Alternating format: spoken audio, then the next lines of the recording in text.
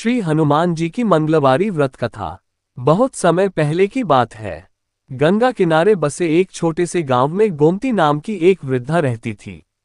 उसका संसार बहुत छोटा था। एक टूटी सी झोपड़ी, एक पुरानी चटाई, मिट्टी का चूल्हा और हनुमान जी की एक छोटी सी मूर्ति। उसका पति कई वर्ष पहले संसार छोड़ चुका था और उसका कोई संतान भी नहीं था। लेकिन उसके चेहरे पर कभी दुख की रेखा नहीं दिखती थी, क्योंकि उसके हृदय में बजरंगबली का अटूट विश्वास था। गोमती मां हर मंगलवार व्रत रखती थी। सुबह सूर्योदय से पहले उठती, गंगा जल लाकर स्नान करती, अपनी झोपड़ी के कोने में रखी हनुमान जी की मूर्ति को धोकर सिंदूर चढ़ाती, चमेली का तेल लगाती और गुड़ चना का भोग लगाती। उसके पास देने को अधिक कुछ नहीं था, लेकिन भक्ति में कोई कमी नहीं थी। वह हमेशा एक नियम मानती थी, मंगलवार को वह जमीन नहीं खोदती, झाड़ू नहीं लगाती, दीवार नहीं लीपती। गांव वाले इसे उसकी अंधभक्ति कहते, पर वह मुस्कुरा कर कहती, आज बजरंगबली का दिन है, सेवा और स्मरण ही मेरा काम है। धान गांव में उपहास। उसके घर के बगल में रघु नाम का एक धनी किसान रहता था। उसे गोमती मां की भक्ति पर हंसी आती थी। एक दिन उसने ताना मारते हुए कहा, अम्मा, अगर तुम्हारे हनुमान जी इतने शक्तिशाली हैं तो तुम्हें गरीब क्यों रखा है? गोमती मां बोली, बेटा, उन्होंने मुझे विश्वास दिया है, यही सबसे बड़ा धन है। रघु हंसकर चला गया, लेकिन उसी समय उसके मन में लालच पनप रहा था।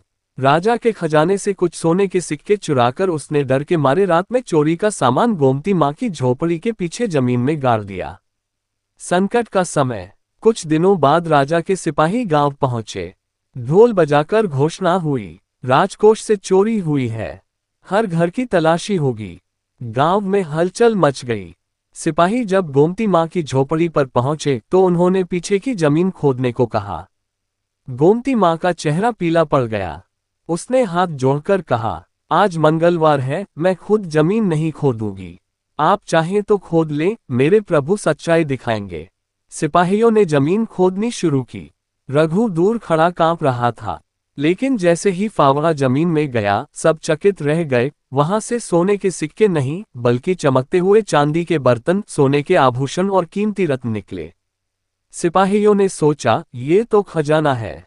उसी समय रघु डर के मारे चिल्लाया, रुकिए, चोरी मैंने की थी, सिक्के मैंने गाड़े थे। सब हैरान रह गए। सिपाहियों ने दोबारा खोदा। इस बार सचमुच चोरी का सामान मिला। राजा को खबर भेजी गई। मुकुट राजा का निर्णय। राजा स्वयं गांव आया। उसने पूरी बात सुनी। वह वृद्धा की भक्ति से प्रभावित हुआ। उसने कहा, माँ, तुम्हारी सच्ची श्रद्धा ने चमत्कार किया है। जहां चोरी का सामान था, वहां धन का भंडार निकला। ये तुम्हारे पुण्य का फल है। राजा ने रघु को दंड दिया और गोमती मां को एक पक्का घर, गाय और जीवन भर का अनाज देने का आदेश दिया। हंसिया चांद हनुमान जी का दर्शन। उस रात गोमती मां रोते रोते सो गई। खुशी और कृतज्ञता के आंसू थे। स्वप्न में उसने देखा, आकाश लाल प्रकाश से भर गया। पर्वत जैसा विशाल गदा धारण किए तेजस्वी श्री हनुमान जी प्रकट हुए। उन्होंने कहा, मां, तुम्हारा विश्वास ही तुम्हारी रक्षा बना। जो मेरे दिन को श्रद्धा से मानता है, मैं उसके संकट दूर करता हूं।